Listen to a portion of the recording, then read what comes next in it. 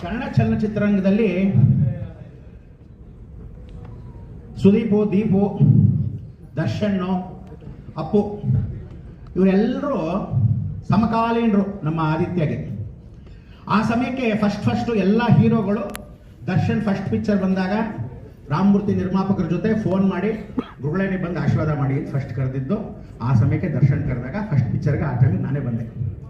ದೀಪು ಸ್ಪರ್ಶ ಬಂದಾಗ ಸುನೀಲ್ ಕುಮಾರ್ ದೇಸಾಯಿ ದೀಪು ಬಂದು ಕರೆದಾಗ ಆ ಪಿಕ್ಚರ್ಗೆ ಫಸ್ಟ್ ಕರೆದಾಗ ಆ ಸಮಯಕ್ಕೆ ಹೀರೋನು ಪೂಜೆ ಮಾಡಿ ಇಬ್ಬರಿಗೂ ಒಳ್ಳೆ ಆಶೀರ್ವಾದ ಆಗಿ ಅವತ್ತು ಫಸ್ಟ್ ಪಿಕ್ಚರ್ ಕರೆದ್ರು.